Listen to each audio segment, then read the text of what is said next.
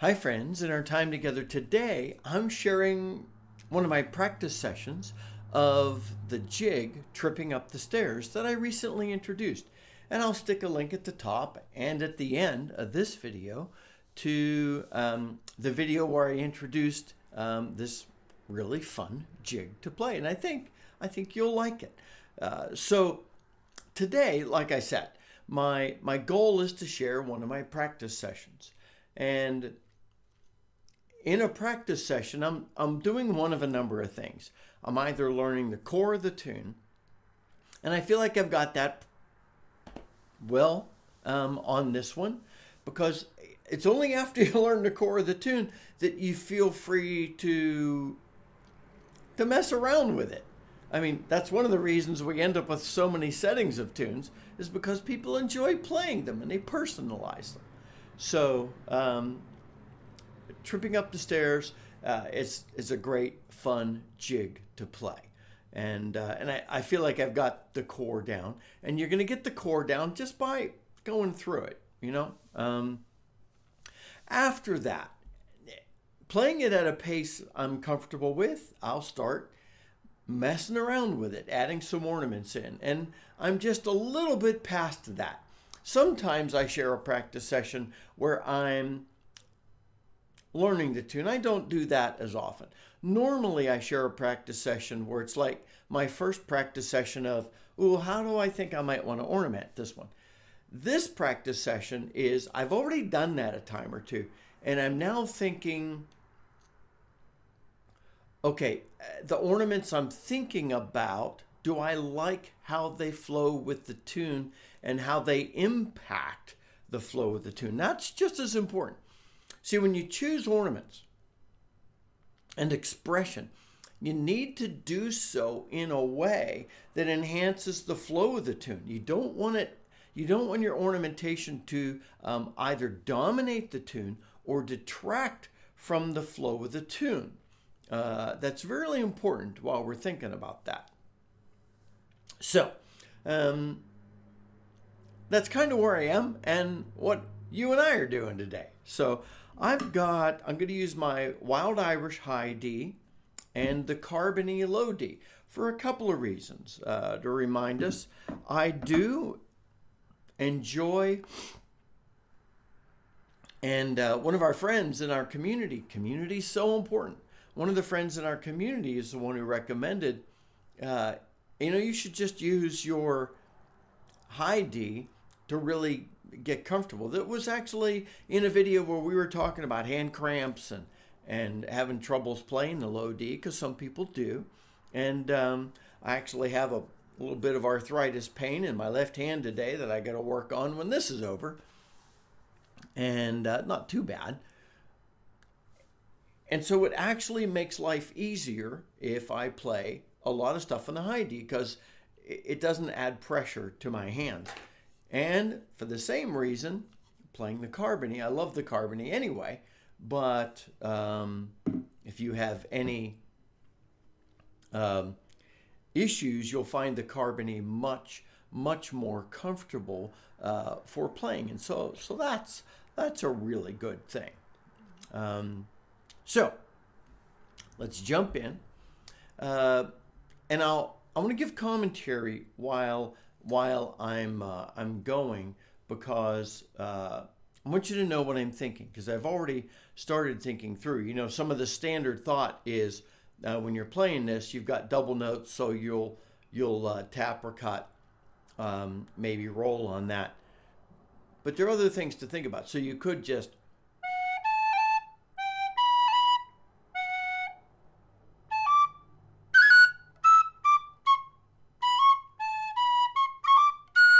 and I'm happy with that. And I've tried that out and I like it. But I have added in some other flavors.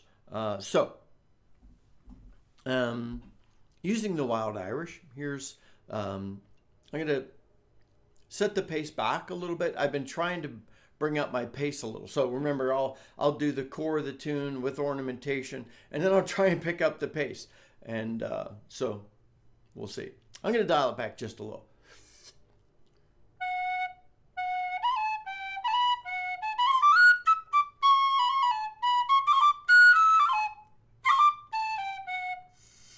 Since I stumbled there, great point. So I don't want to do a cut and a tap exactly back. I mean, the same one. I like to change that up. That's why if I'm playing an A, it cuts easier. B, taps easier. And I like this little roll. So I start the roll on the A. And you could add like a little bounce on the F sharp at the top. Nope, a cut on that. Sometimes I don't know what my fingers are doing. The tune goes, and I like to do a little step down. A little bit of a roll there. And then do a bounce up to the F sharp. And then stepping down to the next phrase, I like to do that cleanly.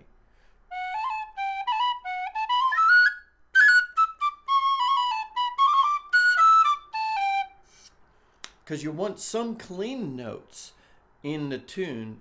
You don't want, like I said, your ornamentation to dominate. You want it to match the flow of the tune. But it's just as important to add some clean notes, particularly in feeling transition or in eliminating repetition. So,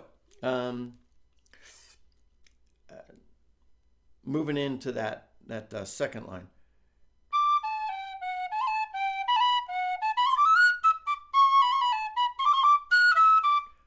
And that is very similar to the first line. Remember, I've added a repeat. When you're going back to the repeat, I like to drop down to the A.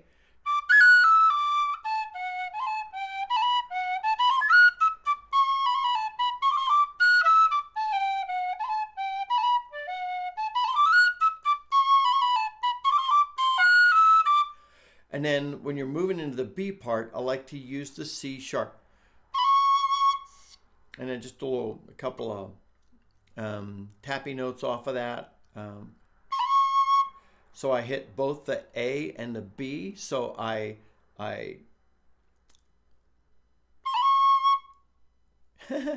guess that was kind of a tap off of the A and then a run up from the B. And this B part, I thought through the B part, because you could do,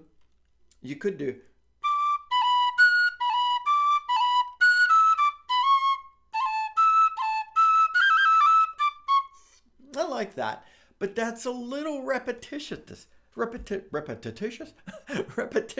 the start. And you know I'm not a huge fan. I like some variation. So I've been thinking, so at the start it's, and so there's that set of three. So you need to figure out a way, is what I'm thinking in my brain. This is what goes through my head as I'm working on ornaments and learning a tune. And that's why I want to share this practice session with you, because you need something like this going through your head. So I'm thinking, do I want to do a roll on the D going in?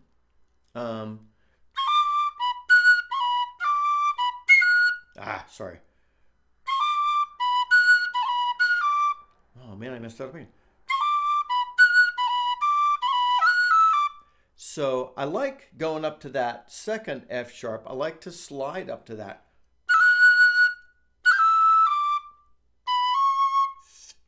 But I could start off with a roll into that first D. But I don't really like that, because then it leaves me needing to do the same basic things with the second and third pair.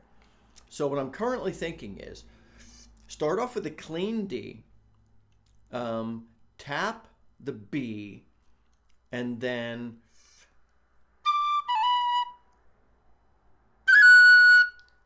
hold, do a little roll on the F sharp, and then hold it momentarily so that I just bounce off of the B again to go back to the D.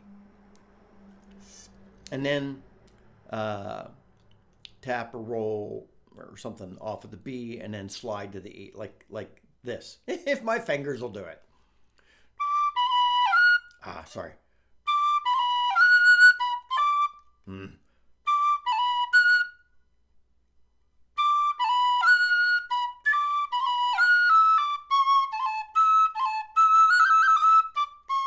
Okay, something kind of like that.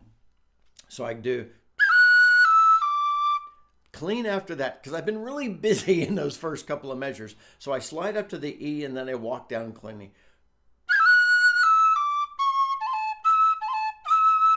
A little slide up to the E there. And that little 2 sets of triplets. So you've got a lot of opportunity there to have a lot of fun.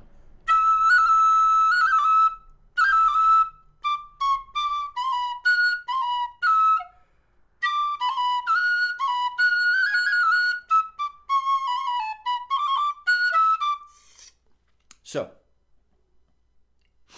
that's what I'm currently thinking. Mess around, experiment on the high D so that when you come to the low D, you kind of got a sense of what you're doing. So the Carbony, this is the standard bore low D. So we'll try and see if I could put some of this together on the low D. And I love this. Try the variation, helps me out because my fingers feel a little freer on the high D, just maybe because I'm used to that. Although I started the low D before I ever played a high D. So let's try this on the low D, and I'll just try and play it through and we'll see what we do.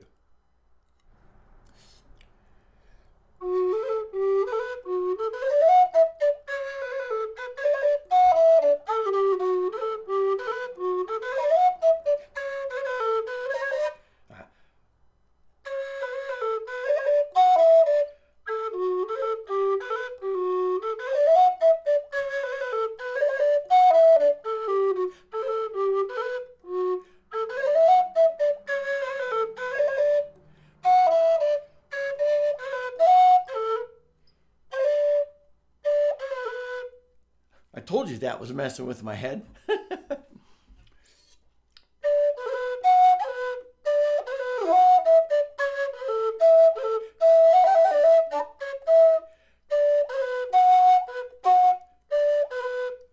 Sorry. Let me start that B part over. When you just get to the point where you're like, I've lost my brain, then just stop and go back to the last logical place, which in this instance is the B part. I'm going to walk back into it.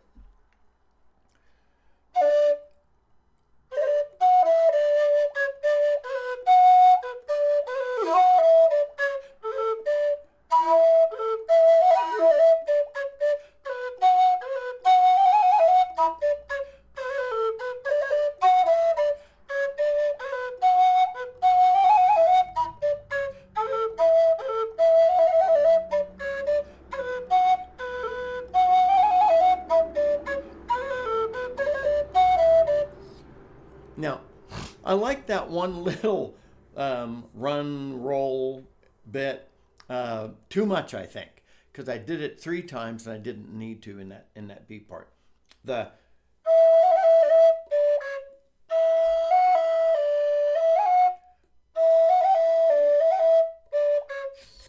So I think twice is enough. I think with ornaments, I don't mean a minimalist, but don't get too carried away. All right, let me try that one more time, and then we'll wrap up.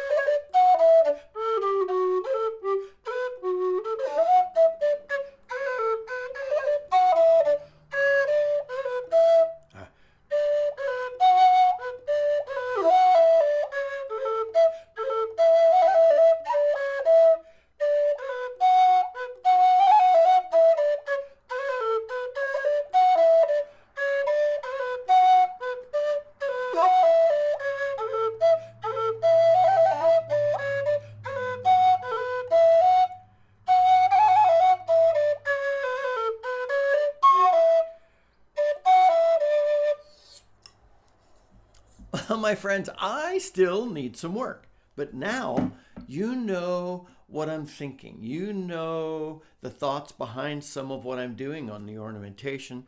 And you're hearing the beginning of where I'm headed with the tune. I don't, in any stretch of my imagination, feel like I've got this nailed. I need to keep working on it. I need to keep massaging it. I feel like I'm doing too many of those,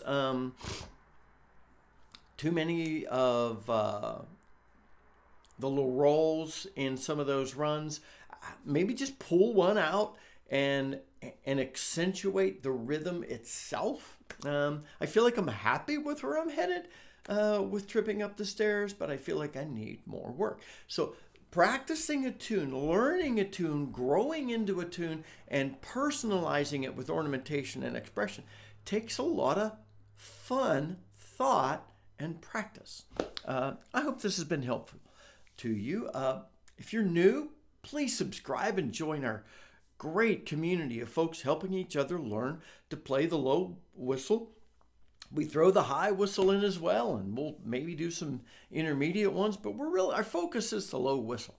There aren't enough low whistle channels out there. Like this video if it's been helpful. Throw in some comments on things you're thinking. And until next time, this is Scott Shade. Happy whistling, my friends.